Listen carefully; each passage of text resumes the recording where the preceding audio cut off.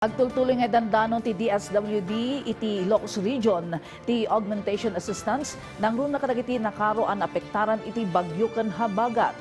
Nangideklara moten iti state of calamity ti Bugalyon, Pangasinan. Dagita ken dumapay a damag iti Region 1 idanon ni Bridget Marcasi Pangosfian.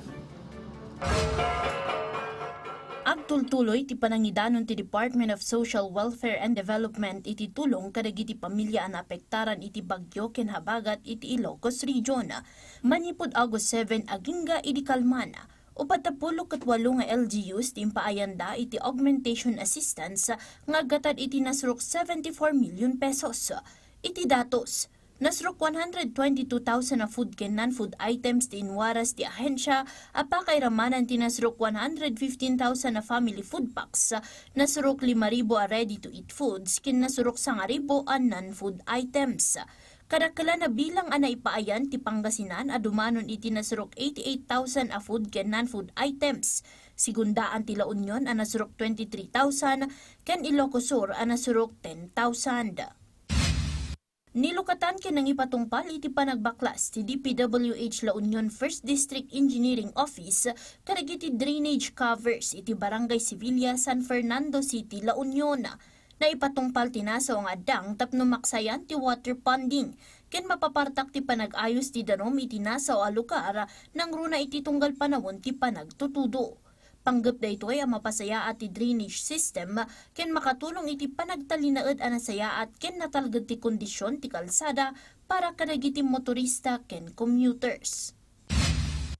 Nang ideklara metan ti state of calamity ti Bugalyon, Pangasinan gapoy iti nagbaling nga epekto ti bagyo ken habagat iti ili. Sigun iti Bugalyon LGU, nakapasar iti panaglayos ti 10 a barangay iti masakupan da, ken 126 sa pamilya abuklan ti 486 nga individual, tagtaltalinaed agingga ita kadagiti evacuation centers. No pay awat ti dakkel a danyos a naidista, 80% kadagiti residente ti naapektaran. Iti mat report ti municipal agriculturist, nasruk 2.8 million ti nailista a danyos ken pukaw iti agrikultura ken fisheries. Kabayatan na, indaran ti Provincial Government of Ilocos Norte ti Capital Express wenno CAPEX kadagiti nasruk 2,000 a residente ti Barangay La Paz, Lawag City.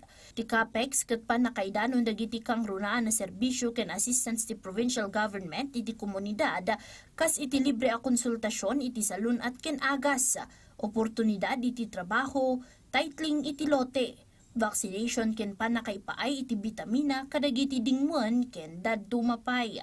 Nakaawat matlang dagiti mangalap iti fish cage nets, gill nets ken cooler boxes, bayat na dagiti mannalon ken nakaawat iti abono ken bini. Bridget Marcasi Pangosfian para iti Pagilian.